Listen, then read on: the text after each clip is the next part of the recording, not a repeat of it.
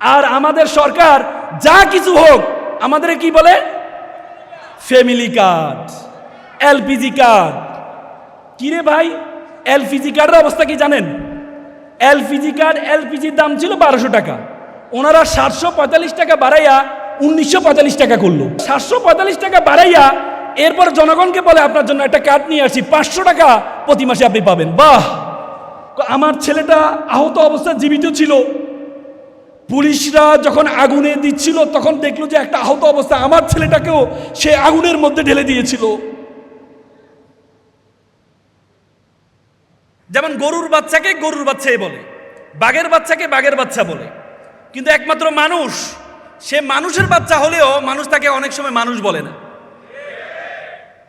কখনো তাকে কুকুরের বাচ্চা বলে, কখনো তাকে বাঘের বাচ্চা বলে। তার মানে একমাত্র মানুষ, তার যোগ্যতা দিয়ে মানুষ হতে হয়। মানুষ হওয়ার জন্য দুটো যোগ্যতা লাগে, একটা হচ্ছে মান আর একটা হচ্ছে হুঁশ। মান মানে সম্মান। যে মানুষের সম্মান নেই তাকে মানুষ বলে না। আমাদের বর্তমান সরকারের যে মন্ত্রীরা আছে তাদের কাছে মান এবং হুঁশ, হুঁশ মানে বিবেক আর মান মানে সম্মান, এর সম্মান এবং হুঁশ দুটো কি আছে? আমাদের আইনমন্ত্রী বলেছেন জুলাই সনদ নাকি প্রতারণার দলিল। মানে that time I was confused যে হু ওয়াজ ফ্রড, প্রতারকটা কে? প্রতারক কি জামাত, যে জুলাই সনদে স্বাক্ষর করতে একটু লেন্দি করেছে, নাকি এনসিপি যে অনেক পরে গিয়ে স্বাক্ষর করেছে, নাকি সবার আগে যিনি জুলাই সনদ স্বাক্ষর করেছেন বিএনপি? কে প্রতারক? আমি একটু মানে হচ্ছিলাম যে আসলে প্রতারক কে। কিন্তু কয়েকদিন আগে সংসদের সর্বশেষ যখন আমাদের স্বরাষ্ট্রমন্ত্রী বললেন যে প্রতারককে, তিনি বললেন নির্বাচন দিবে না ইউনূস সরকার, এজন্য জুলাই সনদে আমরা স্বাক্ষর করেছি। That time he has given the confessional statement, I'm the fraud of frauds, I'm the king of fraud. তিনি বুঝাচ্ছেন তিনি হচ্ছে ফ্রডের রাজা। মানে বাংলাদেশের ইতিহাসে প্রতারণার দলিল এবং অ্যাডমিটেড প্রতারক আমাদের এই বর্তমান সরকার। দেখেন ওনাদের প্রতারণার ইতিহাস, ওনারা যখন বলেছে গণভোট একই দিনে হবে, নির্বাচন এবং গণভোট একই দিনে হবে, তখন একমাত্র জামাত ইসলাম বলেছে না আগে হইতে হবে। আমাদের এনসিপির বন্ধুরা বলেছেন না একই দিনে হোক, কারণ আমাদের এনসিপির বন্ধুরা অভিজ্ঞতা একটু কম ছিল, বিএনপির ইতিহাস সম্বন্ধে ওনাদের ধারণা কম ছিল। বাংলাদেশের ইতিহাসে দুইবার গণ অভ্যুত্থান হয়েছে, গণ অভ্যুত্থানের পরবর্তীতে বিএনপি দুইবারে ক্ষমতা আসছে, দুইবারের জাতির সাথে প্রতারণা করেছে। 91 সালে গণ অভ্যুত্থানের পরে 91 সালে যখন নির্বাচন হবে, 3 জোটের রূপরেখা, সেই 3 জোটের রূপরেখায় বলা হয়েছিল যে আমাদের একটা নির্বাচন আয়োজন করতে হবে। ওই সময় ভাষা সৈনিক গোলাম আযম সাহেব তিনি বলেছেন এভাবে নির্বাচন আয়োজন করলে কেউ মানবে না, আমরা একটা তত্ত্বাবধায়কের অধীনে বা একটা নিরপেক্ষ ব্যক্তির অধীনে আমরা নির্বাচনটা করলে মনে হয় জনগণ মেনে নিবে। তখন বলে যে নিরপেক্ষ কে আছে? তখন বলে যে নিরপেক্ষ আছে হচ্ছে প্রধান বিচারপতি শাহাবুদ্দিন সাহেব। যেহেতু নিরপেক্ষ উনি, কিন্তু আমাদের কনস্টিটিউশনে 66 বলা আছে কেউ যদি লাভজনক কোনো সুযোগ সুবিধা গ্রহণ করে বা বেতন পায় সরকার থেকে, তাহলে তিনি রাষ্ট্রপতি হতে পারবেন না। তখন সবাই বলল তাহলে কি করব, সংবিধানের ভায়োলেশন তো করা যাবে না। তখন উচ্চ আদালত এবং সংবিধান বিশেষজ্ঞরা বলেছেন যে জনগণের solemn expression of will of people, যেহেতু আমাদের সংবিধানের 7(2)তে বলা আছে জনগণের অভিপ্রায় হচ্ছে সবচেয়ে বড় সংবিধান, তখন বলা হয়েছে সংবিধানের উপরে জনগণের অভিপ্রায়কে প্রাধান্য দেওয়া হোক। তখন এই প্রধান বিচারপতিকে এনে উপরাষ্ট্রপতি করা হয় এবং সে সময় বলা হয়েছে 3 জোটের রূপরেখা।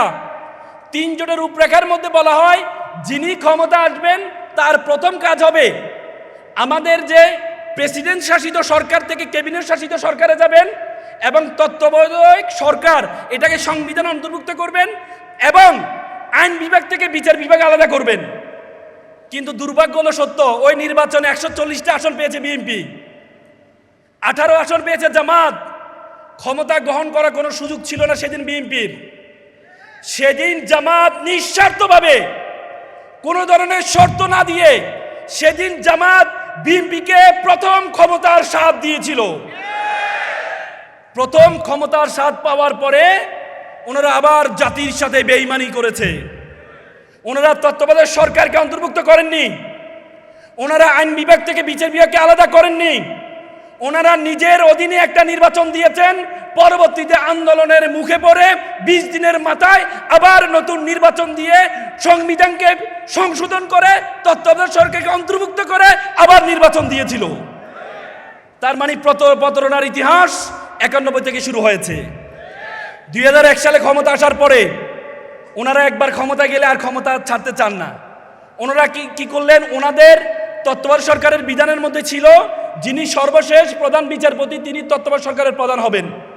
ওনারা দেখলেন ওনাদের KM হাসান সাহেব আইন বিষয়ক সম্পাদক, ওনারা চিন্তা করলেন উনি যে বিএনপি যখন ক্ষমতা ছাড়বে তখন KM হাসান সাহেব শেষ প্রধান বিচারপতি হবেন না। তাহলে ওনারা কি করলেন, ওনারা আবার সংবিধান পরিবর্তন করে বয়স বাড়িয়ে KM হাসানকে প্রধান এই তত্ত্বাবধায়ক সরকারকে প্রদান করেছেন। তারপরে কি হয়েছে আমরা জানি, 17-18 বছর আমাদেরকে ফ্যাসিজম আমাদের কিভাবে ধরেছে। তার মানে এবারে কি করেছে জানেন আপনি, এবারে ফ্যাসিস্ট সরকারের রাষ্ট্রপতি এত মধু কেন জানেন? কারণ ওনারা 26-এ নির্বাচন করছেন, 26-এ 5 বছর পরে আবার নির্বাচন হবে। রাষ্ট্রপতি যদি সেম টাইম রাষ্ট্রপতি যদি ওনারা নির্বাচিত করেন তাহলে আগামী যে নির্বাচন হবে তাহলে ওনাদের অধীনস্থ রাষ্ট্রপতির অধীনে নির্বাচন হবে না। এই জন্য রাষ্ট্রপতিকে রেখে দিলেন। রেখে দিয়ে আমি বলে রাখলাম আজকের প্রোগ্রাম থেকে 1 বছর পরে ওই রাষ্ট্রপতিকে ওনারা পরিবর্তন করবেন। কারণ ওনারা যখন নির্বাচন করবেন তখন ওনাদের রাষ্ট্রপতির তখন মেয়াদ হবে 4 বছর। আজকে আমাদের স্বরাষ্ট্রমন্ত্রী তিনি যেদিন দুইটি শপথ হবে সেদিন উনি বলেছেন আমি 2টি শপথ নিব না, কারণ দ্বিতীয় যে শপথটি এই শপথটি আমাদের সংবিধানে নেই। ভালো কথা, আমরা সংবিধানে অন্তর্ভুক্ত করে তারপরে শপথ গ্রহণ করব।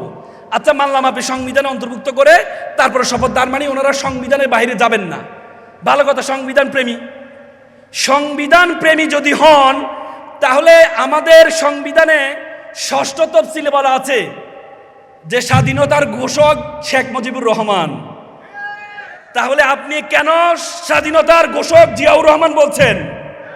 তখন তো বলেন না সংবিধান পরিবর্তন করে সংবিধান অন্তর্ভুক্ত করে তারপরে আমরা বলবো স্বাধীনতার ঘোষক জিয়াউর রহমান। তাহলে এখন কেন বলেন? তখন সংবিধান কোথায় যায়? কয় আমার পক্ষে থাকলে মিষ্ট আর আমার বিপক্ষে গেলে দুষ্ট। এই প্রকৃতি। আপনি জানেন আমাদের সংবিধানের 4-এর ক বলা আছে শেখ মুজিবুর রহমানের ছবি প্রতিকৃত প্রত্যেকটা অফিসে থাকতে হবে। আমাদের প্রধানমন্ত্রীর অফিসে কি শেখ মুজিবুর রহমানের ছবি আছে? তাহলে আপনারা সংবিধানের দোহাই এখানে নেই কেন? আমাদের সংবিধানে 59-এ বলা আছে সিটি কর্পোরেশনের নির্বাচনে প্রত্যেককে মাস্ট বি ইলেক্টেড হইতে হবে। আপনি যখন অন্তর্বর্তীকালীন সরকার বিশেষ অবস্থায় তারা যখন প্রশাসক নিয়োগ করেছিল সবচেয়ে বেশি বিরোধিতা করেছে বিএনপি।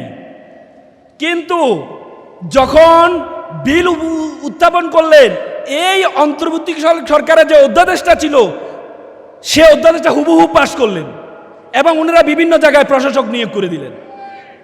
অথচ ওনাদের তফসিলে ওনাদের 31 দফা এবং ওনাদের ইশতেহারে বলা আছে মৃত্যুজনিত বা উচ্চ আদালতের নির্দেশনা ছাড়া কখনো প্রশাসক নিয়োগ করবেন না। তাহলে ভাই সংবিধানটা কোথায় গেল? আপনার সংবিধানটা কোথায় গেল? আপনি যে বারবার বললেন, এর আগে বলেছেন আমরা শপথ নিব, ওনারা বারবার বলেন আমরা জুলাই সনদ অক্ষরে অক্ষরে পালন করব।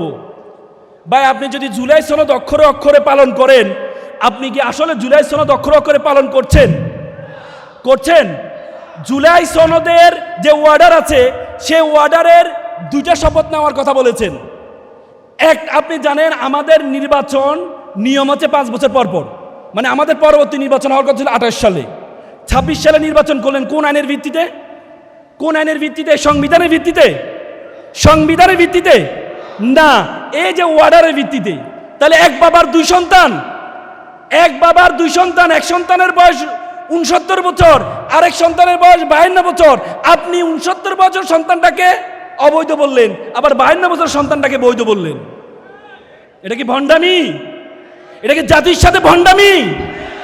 করবেন না। আপনারা চাইলেও আমলিক হইতে পারবেন না। আপনারা আমলিকের মতো অনেকবার ভাব দেখান, কিন্তু আমলিক হইতে পারবেন না। 96-তে বাধ্য হয়ে 15 দিনের মাথায় ক্ষমতা ছেড়ে সংবিধান পরিবর্তন করেছিলেন। আমার বিশ্বাস এই জুলাই সনদ বিএনপি বাধ্য হবে জুলাই সনদ বাস্তবায়ন করতে। বাস্তবায়ন করছে না কেন জানেন? নির্বাচনের ঠিক আগের দিন বিএনপির এক মন্ত্রী, বর্তমান মন্ত্রীর সাথে আমি যমুনা টিভিতে টকশো করছিলাম। আমি বলেছিলাম বিএনপি সবচেয়ে বড় অ্যালার্মিং হবে জয়ী হওয়ার পরে ওনাদের পরিবারতন্ত্র নিয়ে সবচেয়ে বড় বিপদে পড়বেন। কারণ জুলাই সনদে বলা আছে যিনি দলীয় প্রধান এই ক্যাবিনেটের প্রধানমন্ত্রী হতে পারবেন না। তার মানে ওনার তো ব্যক্তি আছে একজন, তাহলে ওনারা তো দলও ছাড়বেন না, আবার কি ক্যাবিনেটও ছাড়বেন না। এই জন্যই ওনারা এটা বাস্তবায়ন করতে চায় না। ওনারা আমাদেরকে ওনাদের 31 দফার প্রথম দফা সেটি ছিল সংবিধান সংস্কার কমিশন গঠন করবেন, সেটা ওনারা ভায়োলেশন করেছেন। ওনারা বারবার বলেন নোট অফ ডিসেন্ট ছাড়া সব কিছু আমরা বাস্তবায়ন করব। সুপ্রিম কোর্টের সচিবালয়ের ক্ষেত্রে ওনাদের নোট অফ ডিসেন্ট ছিল না, সে সচিবালয় প্রতিষ্ঠিত সচিবালয় ওনারা বাদ দিয়ে দিলেন। ওনারা জনগণকে মূলা দেখাচ্ছেন। মূলাটা কি জানেন? Family card. যত কিছুর জন্য, সকল কিছুর জন্য একটা কার্ড। আমরা এর আগে শেখ হাসিনাকে দেখতাম, উনি যে কোনো কিছু হলে, ধরেন আপনার বেগুন নেই, আলুজি খান, বেগুনি না আলুজি খান, মানে একটা অপশন দিত। আর আমাদের সরকার যা কিছু হোক আমাদের কি বলে? Family card, LPG card. কিরে ভাই, এলপিজি কার্ডের অবস্থা কি জানেন? এলপিজি কার্ড, এলপিজির দাম ছিল 1200 টাকা, ওনারা 745 টাকা বাড়াইয়া 1945 টাকা করলো। করে এরপরে 745 টাকা বাড়াইয়া এরপর জনগণকে বলে আপনার জন্য একটা কার্ড নিয়ে আসি, 500 টাকা প্রতি মাসে আপনি পাবেন। বাহ বাহ, এটা গল্প হচ্ছে একটা লোক গ্রাম থেকে আসছে, এসে এভাবে বিল্ডিং গুনতেছে, 1 তলা 2 তলা 3 তলা 15 তলা পর্যন্ত গুনছে। গনে এক বিএনপি নেতা তার কাছে আসেন, এই ভাই আপনি কি জানেন এখানে গুনতে হলে প্রতি তলা 1 টাকা দিতে হয়? ভাই আমি তো জানতাম না। তাহলে কত তলা গুনেছেন? 15 তলা গুনেছি। তাহলে 15 টাকা দিতে হবে। আর লোকটা বলে ভাই আমার কাছে তো 10 টাকা আছে। তখন ওই বিএনপি নেতা বলতেছেন ঠিক আছে, তোমাকে আমি ভালোবাসি, গ্রামের লোকদেরকে আমি ভালোবাসি, তোমাকে আমি 5 টাকা ডিসকাউন্ট দিলাম। সে তো ব্যাপক খুশি, কিরি ভাই এত ভালো মানুষ, ঢাকা শহরে এত ভালো মানুষ আছে, আমাকে 5 টাকা ডিসকাউন্ট দিল। বউকে বলে জানো একটা ভালো মানুষ পেয়েছি, যে ভালো মানুষ আমাকে 5 টাকা ডিসকাউন্ট দিয়েছে। আসলে কি ডিসকাউন্ট দিয়েছে? 15 টাকা, এই যে 745 টাকা বাড়াইয়া 500 টাকার এই যে এলপিজি কার্ড দিচ্ছেন, ওই ডিসকাউন্টের মতো প্রতারণা করছেন আপনার জাতির সাথে। তো সুতরাং এগুলা করবেন না, আল্লাহর ওয়াস্তে এগুলার করবেন না। আপনাদের উদ্যত আহ্বান থাকবে, জুলাই সনদ আমাদের ভাইদের রক্তের বিনিময়ে সনদ। 1500 জন জীবন দিয়েছে। আমি ওই দিন একটা রিক্সা চালকের গল্প শুনছিলাম, তার মুখ থেকে। রিক্সা চালক বললেন, বিশ্বাস করেন ভাই, 4 আগস্ট যখন শাহবাগে একজন আহত হয়েছে, মুখটা মুড়িয়ে ছাত্ররা, আমি তখন রিক্সা চালাচ্ছিলাম, আমাকে তখন আমার রিক্সা উঠে দিয়েছিল, ভাই একটু ঢাকা মেডিকেল নিয়ে যান। বাচ্চাটাকে আমি ঢাকা মেডিকেলে নিয়ে যাচ্ছিলাম, বাচ্চাটা যাওয়ার সময় কান্না করছিল, পিছন থেকে কি ডাকছিল, আমি দ্রুত ঢাকা মেডিকেলে নিয়ে গিয়েছি। ঢাকা মেডিকেলে নেওয়ার পরে ইমার্জেন্সি আমাকে বলে ছেলেটা মারা গেছে। মুখটা খোলার পরে দেখি যে এই ছেলে কেউ না, এই ছেলে আমার ছেলে, এ ছেলে আমার ছেলে। বিশ্বাস করেন ভাই, আমি নিজেকে ধরে রাখতে পারিনি, আমি নিজেকে ধরে রাখতে পারি না। আমার ছেলে বাবা বাবা করে রিক্সার পিছনে আমাকে ডেকেছিল, সে ছেলের শেষ মুখটা আমি দেখতে পাইনি। আজকে আপনি জাতির সাথে গাদ্দারি করছেন। আসলে একটা ছেলে, একটা মা বলেছিল আমার ছেলেটা আহত অবস্থায় জীবিত ছিল। পুলিশরা যখন আগুনে দিচ্ছিল তখন দেখলো যে একটা আহত অবস্থা, আমার ছেলেটাকেও সে আগুনের মধ্যে ঢেলে দিয়েছিল। এত হাজার হাজার শত শত পঙ্গুত্বের বিনিময়ে আমাদের এই গণ অভ্যুত্থানের মাধ্যমে একটি সুন্দর বাংলাদেশ গড়ার জন্য, যেখানে ছাত্ররা স্লোগান দিয়েছিল রাষ্ট্র সংস্কার চাই, যে জেনজিদেরকে আমরা বলতাম এরা ফার্মের মুরগি, এরা পাবজি খেলে এদের দিয়ে কিছু হবে না, সে জেনজিরা স্লোগান দিয়েছে বুকের মধ্যে অনেক জ্বর, বুক পেতেছি গুলি কর। সে জেনজিদের সাথে গাদ্দারি করবেন না, এই জেনজিদের সাথে গাদ্দারি করবেন না, এই জেনজিদের সাথে গাদ্দারি করবেন না। তো সুতরাং আমি সরকারকে আবারও আহ্বান জানাবো, আমার বিশ্বাস খুব দ্রুত জুলাই সনদ ওনারা বাস্তবায়ন করবেন এবং আমাদের শহীদ পরিবার যারা এখানে আছেন তাদের আকাঙ্ক্ষা পূরণ করবেন। এবং এই বাংলাদেশে সবার আগে বাংলাদেশে যে স্লোগান দিয়েছেন, আমরা চাই না সবার আগে বাংলাদেশ জাতীয়তাবাদী দল হোক, আমরা মনে করি সবার আগে বাংলাদেশ হোক। সকলে ভালো থাকবেন, সুস্থ থাকবেন। আসসালামু আলাইকুম।